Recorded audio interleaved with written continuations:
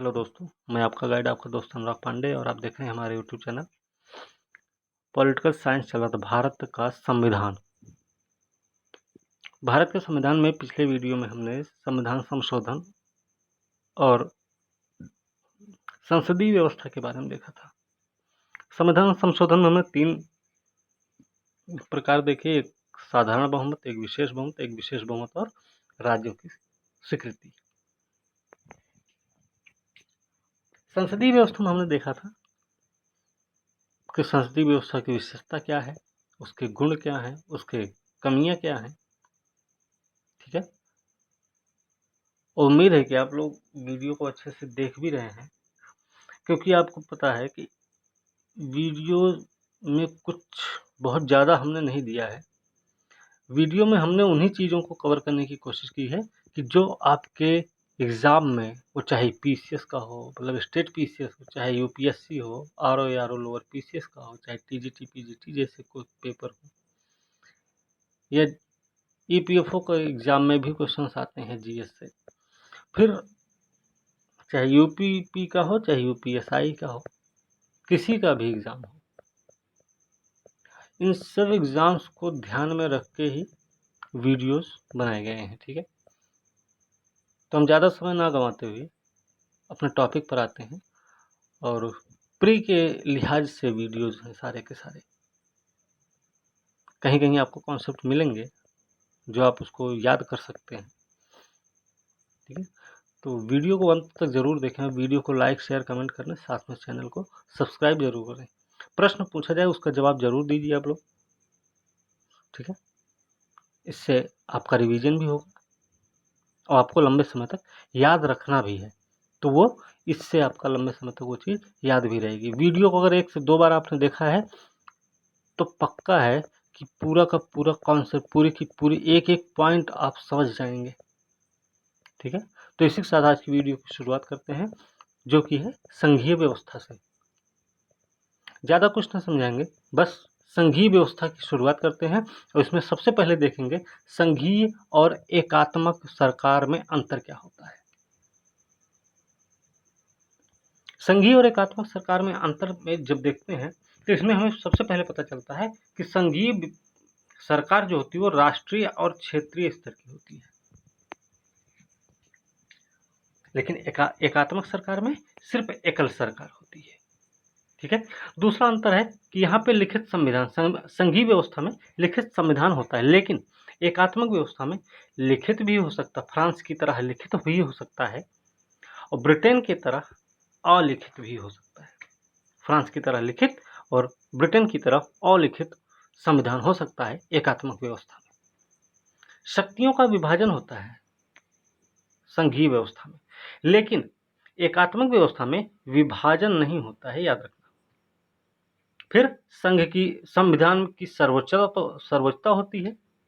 संघीय व्यवस्था में संविधान की सर्वोच्चता होती है, लेकिन आप देखेंगे एकात्मक सरकार में संविधान की सर्वोच्चता तो होगी जापान की तरह, लेकिन संविधान गौड़ भी हो सकता है ब्रिटेन की तरह। ठीक है, याद रखना।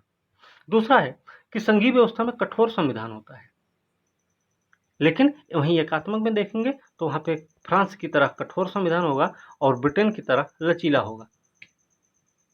आपको बता दें कि भारतीय संविधान ना ही बहुत कठोर है और ना ही बिल्कुल लचीला है, मध्यम मार्ग है। ठीक है, याद रखना। दूसरी चीज, स्वतंत्र न्यायपालिका होती है संघीय व्यवस्था में, लेकिन एकात्मक में स्वतंत्र भी हो सकती है और नहीं भी हो सकती है। संघीय व्यवस्था में द्विसदनीय विधायिका होती है, ये बात सही है, लेकिन एकात्मक सरकार में द्विसदनीय हो सकती है ब्रिटेन की तरह, लेकिन चीन की तरह एक सदनीय भी हो सकती है।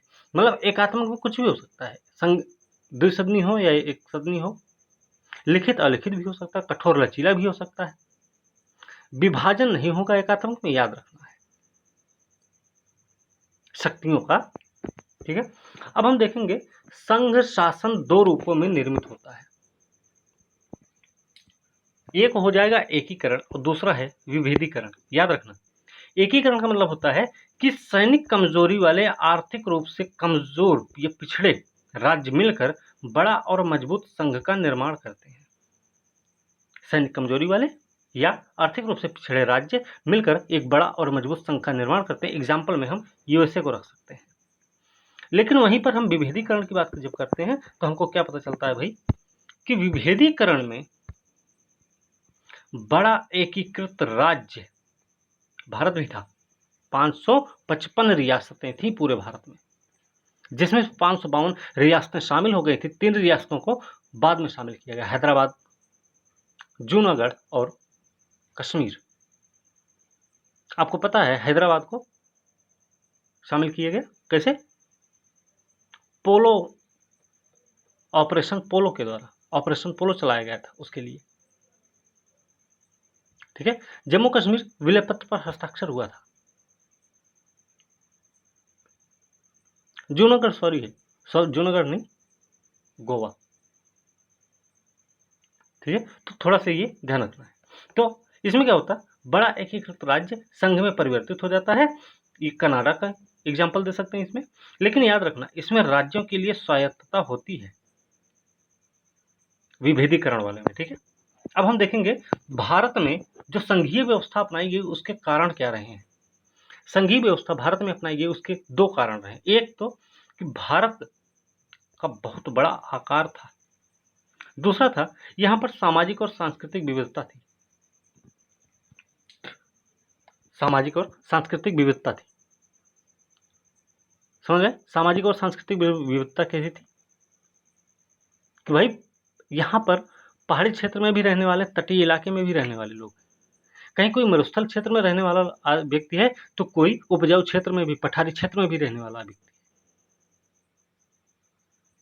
हिंदू धर्म के लोग हैं तो उसमें भी कई तरीके की मान्यता वाले लोग हैं। ठीक है, हिंदू, मुस्लिम, सिख, ईसाई तो हैं ही, बौद्ध, जैन, पारसी सब हैं, लेकिन हिंदू धर्म में भी कई तरीके की मान्यताओं वाले लोग रहते हैं। ठीक है, तो इस तरीके से इसलिए भारत में संघीय व्यवस्था को अपनाया गया।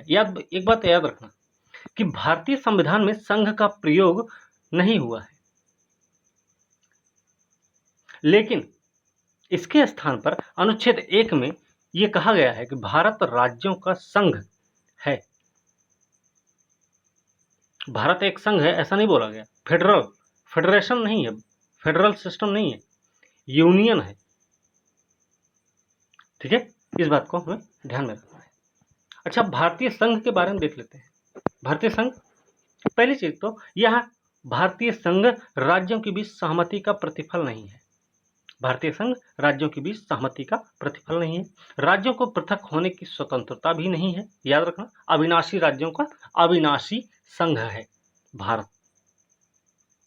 इसके अलावा यह कनाडाई व्यवस्था पर आधारित है। यह भी ध्यान रखना, कनाडाई व्यवस्था पर आधारित है। कैसे कनाडाई व्यवस्था पर आधारित? कैसे भाई कि भारतीय संघ का निर्माण हुआ है कनाडाई व्यवस्था पर। दूसरा, संघ शब्द का प्रमुखता से प्रयोग किया गया है। जैसे कि हमने बताया अनुच्छेद 1 में यूनियन शब्द का प्रयोग हुआ, फेडरेशन का नहीं। केंद्रीकरण की प्रवृत्ति है भारत में, कनाडा की व्यवस्था पर आधारित है जो। ठीक है, कनाडाई व्यवस्था, यही चीजें हैं। अब देखेंगे भारतीय संविधान की संघीय विशेषता क्या क्या है। तो याद रखना, भारतीय संविधान की संघीय विशेषता और एकात्मक विशेषता में बहुत कई बार प्रश्न पूछे गए हैं। आपके पीसीएस में भी पूछा गया, यूपीएससी में भी है, आरओ लोअर पीसीएस में भी पूछा गया है, और भी जो एग्जाम्स होते हैं ना उसमें भी ये प्रश्न पूछे गए हैं कई बार। तो उसमें हम संघीय व्यवस्था की विशेषता में देखेंगे। सबसे पहले द्वैध राज्य पद्धति है, केंद्र और राज्य के मामले में द्वैध राज्य पद्धति है। संघ की भी सरकार है, राज्य की भी सरकार होती है। दूसरा, लिखित संविधान है और बड़ा भी है भाई। हमारा संविधान लिखित भी है और बड़ा है, आपको भी पता है। शक्तियों का विभाजन, राज्यों के भी पास भी शक्तियां होती हैं, केंद्र के पास भी है। आपको पता है कि 7वीं अनुसूची के तहत 3 प्रकार की सूचियों का वर्णन किया गया है, राज्य सूची, संघ सूची और समवर्ती सूची। ठीक है, इसके अलावा संविधान की सर्वोच्चता भी एक संघीय व्यवस्था का ही उदाहरण है। इसके साथ कठोर संविधान है, हमने आपको बताया है पहले भी। स्वतंत्र न्यायपालिका है, द्विसदनीय विधायिका है, लोकसभा और राज्यसभा भाई द्विसदनीय विधायिका है। हमने अभी आपको संघीय और एकात्मक व्यवस्था में अंतर बताया था, ध्यान रखना। लेकिन एकात्मक लक्षण क्या है, एकात्मक विशेषता क्या है भारतीय संविधान की, तो ध्यान रखना, सशक्त केंद्र है। शक्तियों का जो विभाजन है वो केंद्र के पक्ष में है भाई। आपको भी पता है कि अगर किसी मामले में, किसी कानूनी मामले में, किसी नियम को लागू करने में अगर राज्य और केंद्र में टकराव की स्थिति उत्पन्न होती है तो उस स्थिति में केंद्र के कानून को मान्यता दी जाती है। ध्यान रखना इस बात का। राज्य अनश्वर नहीं है, हमने बताया था, अविनाशी राज्यों का अविनाशी संघ है भारत। एकात्मक व्यवस्था है ये। एकात्मक व्यवस्था है कि एकल संविधान, लिखित संविधान है संघीय व्यवस्था, एकल संविधान है एकात्मक विशेषता। संविधान का लचीलापन भी है संशोधन की प्रक्रिया में। संशोधन की प्रक्रिया में संविधान में लचीलापन है और वो केंद्र के पक्ष में है ज्यादातर मामले में, ठीक है। इसके अलावा राज्यसभा प्रतिनिधित्व में समानता का अभाव है। राज्यों को, जैसे एक राज्य उत्तर प्रदेश भी है, एक है सिक्किम, गोवा भी एक राज्य है, नॉर्थ ईस्ट के 7 सिस्टर्स भी ये राज्य ही है। लेकिन इन सब में देखेंगे कि उत्तर प्रदेश में जो राज्यसभा में सीटों का प्रतिनिधित्व है वो 31 है, लेकिन सिक्किम या नॉर्थ ईस्ट के देखेंगे 1-2 ऐसे ही सबके राज्यसभा में प्रतिनिधित्व। तो क्यों? वो जनसंख्या के आधार पर है, ये निर्धारित जनसंख्या के आधार पर निर्धारित है कि राज्यसभा में सीटों की संख्या कितनी होगी इन सब की। साथ में आपातकालीन उपबंध एकात्मक विशेषता है भैया। एकल नागरिकता भी एकात्मक है, एकीकृत न्यायपालिका भी है। एकीकृत न्यायपालिका का मतलब क्या है?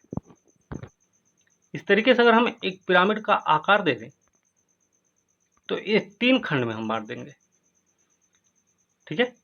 सबसे ऊपर सर्वोपरि सर्वोच्च न्यायालय, इसके नीचे उच्च न्यायालय, इसके नीचे जो ये न्यायालय अधीनस्थ आते हैं राज्यों में, जो राज्यों के जिलों में जो न्यायालय होते हैं। मतलब ये जो कानून पारित होगा यहाँ पर वो सभी को मानना पड़ेगा, ठीक है। ये याद रखना, एकीकृत न्यायपालिका है। आगे है अखिल भारतीय सेवाएं। यूपीएससी का एग्जाम देते हैं, ऑल इंडिया लेवल पर होता है, ऑल इंडिया में एग्जाम होता है वो। लेकिन उत्तर प्रदेश में रहने वाले व्यक्ति का कैडर जब होता है तो वो उत्तर प्रदेश में ही नहीं, वो कहीं तमिलनाडु में भी जा सकता है, नॉर्थ ईस्ट में भी जा सकता है, महाराष्ट्र में भी जा सकता है, कहीं भी उसकी पोस्टिंग हो सकती है। एकीकृत लेखा जांच मशीनरी कैग एक ही है। राज्य सूची पर संसद का अधिकार प्राधिकार, ठीक है। इसके अलावा कुछ और है प्रावधान। क्या है भाई कि राज्यपाल की नियुक्ति के मामले में एकात्मक विशेषता देखने को मिलती है कि राज्यपाल जो होता है वह केंद्र का प्रतिनिधि होता है राज्य में। केंद्र के प्रतिनिधि के रूप में राज्य में नियुक्ति होती है राज्यपाल की, याद रखना। इसके अलावा एकीकृत निर्वाचन मशीनरी है, निर्वाचन आयोग, साथ में राज्यों के विधेयकों पर वीटो भी। ये सारे मामले जो हैं एकात्मक विशेषता में आते हैं। अब हम देखेंगे भारतीय राज्य व्यवस्था में संघीय व्यवस्था के द्योतक क्या क्या हैं। तो जब हम भारतीय राज्य व्यवस्था में संघीय व्यवस्था के द्योतक के बारे में बात करते हैं तो हमें पता चलता भाई कि राज्यों के बीच में जो क्षेत्रीय विवाद देखने को मिलते हैं ये संघीय व्यवस्था के ही द्योतक हैं। जैसे आप कर्नाटक और महाराष्ट्र के एवज में लेंगे तो वहां पे एक विवाद है, बेलगांव का विवाद है। नदी जल विवाद, ये भी संघीय व्यवस्था का ही द्योतक है। कैसे? कावेरी नदी का विवाद आप देख लेंगे, कर्नाटक और तमिलनाडु के बीच में है, ठीक है। जिसके लिए केंद्र को समिति का गठन करके उस समिति के माध्यम से इसका निराकरण करना होता है। फिर क्षेत्रीय दलों का उद्भव, झारखंड मुक्ति मोर्चा का नाम ले सकते हैं हम यहाँ पे, असम में भी है, नागालैंड में है, ठीक है। फिर क्षेत्रीय अपेक्षाओं को पूरा करने के लिए नए राज्यों का गठन, जैसे मिजोरम का हुआ, झारखंड का हुआ, उत्तराखंड का भी हुआ, कि क्षेत्रीय अपेक्षाओं को पूरा करने के लिए नए राज्यों का गठन किया गया। तेलंगाना का भी हुआ। इसके अलावा अपने विकास के लिए राज्यों के द्वारा केंद्र से अधिक अनुदान की मांग भी की जाती है। ये भी एक संघीय विशेषता ही है। तो भैया इसी के साथ संघीय व्यवस्था का चैप्टर समाप्त होता है। आगे देख लेते हैं केंद्र राज्य संबंध के बारे में। केंद्र राज्य संबंध की जब हम बात करेंगे तो हमें एक बात ये पता होनी चाहिए कि केंद्र राज्य संबंध के बारे में जो भारतीय संविधान में वर्णन किया गया है वो 3 तरीके से है: विधायी, प्रशासनिक और वित्तीय संबंध। हम इसी में ये भी पढ़ेंगे कि केंद्र राज्य संबंध से संबंधित किन किन आयोगों का गठन किया गया, जो कि कई बार प्रश्न में पूछा भी गया है। यूपीएससी में प्रश्न पूछा गया है कि केंद्र राज्य संबंध किस पर आधारित है? संविधान से प्रभावी है भाई, शासन करने की इच्छा प्रबलता से प्रभावित है, प्रभावी है ना, तो केंद्र राज्य संबंध के किससे प्रभावी हैं? तो ये यूपीएससी का भी प्रश्न रहा है और कई बार यूपीएससी में पूछे गए हैं भाई, और पीसीएस में पूछे गए हैं कि केंद्र राज्य संबंध से संबंधित निम्नलिखित में से कौन सी समिति है या नहीं है। तो चाहे बिहार पीसीएस, चाहे यूपी पीसीएस हो, चाहे आरओ लोअर पीसीएस, चाहे कोई और एग्जाम, हर एग्जाम में कोई ना कोई प्रश्न किसी न किसी तरीके से कभी न कभी आया हुआ है। तो देखते हैं केंद्र राज्य संबंध क्या है। केंद्र राज्यों के मध्य बेहतर संबंधों की स्थापना के लिए उनके मध्य विधायी, प्रशासनिक, वित्तीय संबंधों का वर्णन किया गया है भारतीय संविधान में। भारतीय संविधान में अगर केंद्र राज्य संबंधों की बात करेंगे तो भाग 11 और 12 में है, ठीक है, याद रखना, दोनों में है, भाग 11 और 12 दोनों में इस बात का वर्णन किया गया केंद्र राज्य संबंध कैसे होंगे। तो याद रखना। अब हम देखेंगे सबसे पहले विधायी संबंध। क्या है विधायी संबंध? विधायी संबंध भाग 11 में 245 से 255 तक दिया गया है। विधायी संबंध जो कानूनी संबंध होगा वो उसका वर्णन भाग 11 के 245 से 255 के बीच में किया गया। तो हम देखेंगे 246 अनुच्छेद 246। अनुच्छेद 246 में 3 सूचियों के तहत विधायी संबंध की चर्चा की गई है।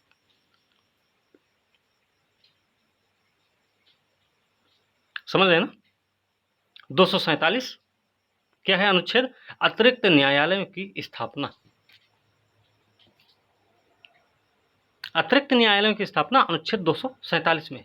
249 राज्य सूची के विषयों पर संसद की विधायी शक्तियां। राज्य सूची के विषयों पर संसद की विधायी शक्तियां अनुच्छेद 249। 250 एक में क्या है भाई? तो 250 एक में है कि आपातकाल की स्थिति में संसद को राज्य सूची में वर्णित विषयों पर विधि बनाने का अधिकार प्राप्त होता। आपको भी पता है आपातकाल जब भी लगे, राष्ट्रीय आपात हो, राष्ट्रीय शासन हो, जैसा भी हो, उस समय संसद को यह अधिकार प्राप्त हो जाता है कि वह राज्यों के विषयों के संबंध में कानून बना सकता है। ठीक है, आगे हम चर्चा करेंगे आपातकाल की भी, उसकी चिंता नहीं है, लेकिन अभी इतना समझने की जरूरत है हमें। अनुच्छेद 252 है क्या भाई? कि 2 या अधिक राज्यों की सहमति से विधि बनाने की संसद की शक्ति अनुच्छेद 252 के तहत दी गई है। आगे देखते हैं प्रशासनिक संबंध। क्या है प्रशासनिक संबंध भाई? प्रशासनिक संबंध भाग 11 के अनुच्छेद 256 से 263 के बीच में है। भाग 11 के अनुच्छेद 256 से 263 के बीच में प्रशासनिक संबंधों का वर्णन किया गया है। याद रखना, कई बार प्रश्न में पूछा गया है कि प्रशासनिक संबंध की चर्चा किन अनुच्छेदों में की गई है। तो 256 में कहा गया है कि संसद द्वारा निर्मित विधियों की सुनिश्चितता बनाए रखने के लिए राज्य की कार्यपालिका शक्ति का प्रयोग किया जाता है। कि संसद के द्वारा जो भी विधियां बनाई गई हैं उनकी सुनिश्चितता को बनाए रखने के लिए राज्य की कार्यपालिका शक्ति का प्रयोग किया जाएगा। 257 क्या कहता है कि संघ सरकार का कुछ दशाओं में राज्य पर नियंत्रण कैसे होगा। और यही नहीं है, अनुच्छेद 262 जे, अनुच्छेद 262 जे के तहत कहा गया कि संसद विधि बनाकर अंतर्राज्यीय नदी जल विवाद का निपटारा करने के लिए उपबंध कर सके। ये वाला प्रश्न कई बार पूछा गया है, अंतर्राज्यीय नदी जल विवाद से संबंधित प्रश्न पूछा गया है कई बार अनुच्छेद के बारे में, ठीक है, ये भी याद रखना है। आगे है वित्तीय संबंध। वित्तीय संबंध देखेंगे, भाग 11 और 12 में दिया गया है, जो कि 264 से 281 के बीच में है। अनुच्छेद 264 से 281 के बीच में भाग 11 और 12 के अंतर्गत केंद्र राज्य के संबंध में वित्तीय संबंधों की चर्चा की गई है। तो सबसे पहले 265 देख लेते हैं, क्या है, कोई भी कर विधि के प्राधिकार से ही आरोपित या संग्रहित किया जाएगा, ये बोला गया है अनुच्छेद 265 के तहत। अनुच्छेद 265 तहत क्या बोला गया, कोई भी कर है अगर उसको आरोपित और संग्रहित करना है तो वह विधि के प्राधिकार से ही होगा, नहीं तो नहीं होगा। 265 कहता है ये। 265 266 क्या कहता है फिर, कि भारत और संचित निधियों और लोक लेखे का उल्लेख किया गया है। 266 में याद रखना कि भारत और संचित निधि, साथ में लोक लेखे का भी उल्लेख किया गया है। 267 एक क्या कहता भाई, कि संसद भारत की आकस्मिकता निधि की स्थापना कर सकेगी। भारत की आकस्मिकता निधि की स्थापना के संबंध में अनुच्छेद 267 एक में कहा गया है, ठीक है, याद रखना। 267 दो में क्या है भाई, कि राज्य विधानमंडल विधि द्वारा राज्य की आकस्मिकता निधि की स्थापना करेगी। मतलब 267 एक में कहा गया भारत की आकस्मिकता निधि की स्थापना संसद करेगी, तो 267 दो में कहा गया कि राज्य विधानमंडल विधि के द्वारा राज्य की आकस्मिकता निधि की स्थापना करेगी। तो 281 में क्या है, 281 में देख लेते हैं, वित्त आयोग द्वारा की गई प्रत्येक सिफारिशों को संसद के प्रत्येक सदन के समक्ष रखवाने की जिम्मेदारी किसकी होगी, राष्ट्रपति की। मतलब वित्त आयोग कि जो सिफारिशें होंगी उन सभी सिफारिशों को संसद के प्रत्येक सदन के समक्ष रखवाने की जिम्मेदारी राष्ट्रपति को होगी, और ये जिम्मेदारी देता है अनुच्छेद 281। तो अनुच्छेद 280 क्या है, वित्त आयोग के बारे में अनुच्छेद 280 में वर्णन किया गया है। अब देखते हैं आगे, जो हम बता रहे थे कि भारत में केंद्र राज्य संबंध किससे प्रभावी हैं, तो ये बात याद रखना भैया, संविधान के प्रावधानों से प्रभावी है, संविधान के प्रावधानों से प्रभावी है, नियोजन प्रक्रिया से प्रभावी है। ये प्रश्न आ चुका है और कई बार पीसीएस में भी पूछे गए हैं प्रश्न, और यूपी पीसीएस चाहे बिहार हो, एमपी हो, चाहे छत्तीसगढ़, झारखंड हो, चाहे उत्तराखंड, राजस्थान हो, चाहे जो भी पीसीएस के एग्जाम्स होते हैं, उसमें लोअर पीसीएस आर या रो जैसे एग्जाम्स को भी हम शामिल कर रहे हैं, यूपी ट्रिपल एससी तक को शामिल करते हैं। अभी पेट का एग्जाम होने वाला है अगस्त में, उसमें भी हो सकता है यहाँ से पूछ लिया जाए प्रश्न, तो याद रखना। अगला है राजनीतिक हितों के अंतर्विरोध से प्रभावी है केंद्र राज्य संबंध, हुक्म चलाने की इच्छा प्रबलता से प्रभावी है केंद्र राज्य संबंध, न्यायिक व्याख्याओं पर आधारित है केंद्र राज्य संबंध, याद रखना। बातचीत के लिए यंत्र विन्यास पर आधारित है केंद्र राज्य संबंध, यहाँ तक कि परंपराओं और व्यवहारों पर भी आधारित है केंद्र राज्य संबंध। तो इन सारे पॉइंट्स को ध्यान में रखना है। इन सभी पॉइंट्स में से किसी भी पॉइंट्स को आपके ऑप्शन के रूप में पेपर में दे दिया जा सकता है। आगे देख लेते हैं, संघीय राज्य व्यवस्था में किन किन चीजों को शामिल किया गया है। संघीय राज्य व्यवस्था में संघ और राज्यों के बीच संबंध, राज्यों के मध्य संबंध, राज्यों का संबंध होता, समन्वय के लिए है, विवादों को सुलझाने के लिए एक तंत्र है जो कि संघीय राज्य व्यवस्था में शामिल है ये सब। अब देखते हैं, एक सरकारी आयोग है। सरकारी आयोग पर प्रश्न पूछा गया है एक बार कि सरकारी आयोग के अध्यक्ष कौन थे, या सरकारी आयोग में निम्नलिखित में से कौन शामिल नहीं था, ये प्रश्न है, ये भी प्रश्न है। तो याद रखना, RS सरकारिया इसके अध्यक्ष रहे, जो कि न्यायमूर्ति थे, ठीक है, न्यायमूर्ति RS सरकारिया इसके अध्यक्ष बने और सदस्य रहे कौन? B शिवरामन और SR सेन। नाम याद रखना, ये तीनों लोगों के नाम आए हुए थे, एक और नाम था उसमें, जो इन तीनों के अलावा एक नाम था, वो ऑप्शन गलत था। और मेरे ख्याल से ये बिहार PCS में भी पूछा गया, यूपी PCS में भी पूछा गया, यूपी PCS के RO लोअर PCS तक में पूछा गया है। और आपके जो भी एग्जाम्स होते हैं उनमें भी कहीं ना कहीं कभी ना कभी पूछा गया है ये प्रश्न। तो हर प्रश्न को हर तरीके से याद रखने की ज़रूरत है। हम नहीं कहते कि वीडियो से ही बहुत सारे क्वेश्चंस आपको मिलेंगे, लेकिन हम ये भी नहीं कहते हैं कि वीडियो से आपको कोई फ़ायदा नहीं होगा। हमें कहते हैं कि अगर आपने वीडियो को 2 बार सुना है तो कन्फर्म है कि आपके एग्ज़ाम का कोई भी प्रश्न आपसे छूटेगा नहीं। ठीक है, तो ध्यान रखना भाई। अच्छा, केंद्र संबंध से संबंधित समितियां, जो कि प्रश्न कई बार पूछा भी गया है ये भी, केंद्र संबंध से संबंधित समितियां कौन कौन सी हैं भाई? तो याद रखना, सरकारी आयोग, राजमन्नार आयोग और पुंछी आयोग, ये 3 समितियां हैं जो केंद्र राज्य संबंधों पर आधारित समितियां हैं।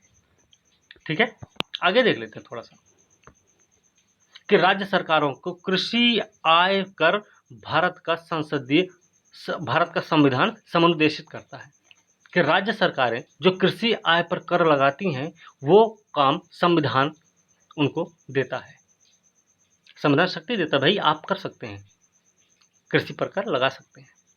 दूसरा है संघ द्वारा लगाया वसूला जाने वाला कर और संघ राज्यों के बीच बांटा जाने वाला कर। कौन कौन सा है? तो याद रखना मोटा मोटा कि कारपोरेशन कर है, रेलवे किराया भाड़े पर कर है और एक कस्टम कर है। टैक्सेस के बारे में हम इकोनॉमिक्स जब वीडियो बनाएंगे, इकोनॉमिक्स जब पढ़ेंगे, तब हम उसमें उसकी विस्तार से चर्चा करेंगे। लेकिन अभी सब हमें सिर्फ इतना ही याद रखना है, पॉलिटिकल साइंस पढ़ रहे हैं, इकोनॉमिक्स नहीं पढ़ रहे हैं हम यहाँ पे। ठीक है, तो भाई वीडियो को ध्यान से सुनना है, एक बार में नहीं समझ आ रहा 2 बार सुनिए, लेकिन कंफर्म है कि आपका एग्जाम, आपके पेपर्स जो होंगे, पेपर में जो भी क्वेश्चंस आएंगे वो उसको आपको सॉल्व करने में आसानी होगी। ये पेपर है, हमने PDF से वीडियो बनाया है। ठीक है, कोई डिजिटल PDF नहीं है ये, लेकिन उस डिजिटल से जरा भी खराब भी नहीं है, जरा सा भी खराब नहीं है ये। डिजिटल में आपको गूगल से कहीं से कॉपी पेस्ट करके दे सकते हैं, यहाँ पर एक एक शब्द को लिखने की प्रैक्टिस हुई है, एक एक शब्द को हमने ध्यान से सोच के समझ के एग्जाम में क्या इंपॉर्टेंट है उन चीज़ों को ध्यान में रखते हुए हमने हर चीज़ को नोट्स में उतार के उसके बाद हमने उसका वीडियो बनाया है। ठीक है, आपातकाल प्रावधान है, अब इसके बारे में हम चर्चा करेंगे अगले वीडियो में, क्योंकि वीडियो ज़्यादा लंबी नहीं होनी चाहिए भाई, क्योंकि आप उसको देखने से उबते भी हैं। ठीक है, तो याद रखना आज की वीडियो हम यहीं पर समाप्त करेंगे, और वीडियो अच्छी लगे तो लाइक शेयर कमेंट जरूर करें, साथ में चैनल को सब्सक्राइब करना ना भूलें और बेल आइकन को भी दबाएं, जिससे कोई भी वीडियो अगर अपलोड की जाती है तो उसका नोटिफिकेशन आपके पास सबसे पहले पहुंच जाए। तो इसी के साथ आज की वीडियो हम यहीं समाप्त करेंगे, अगली वीडियो के साथ कल मिलते हैं, तब तक के लिए धन्यवाद।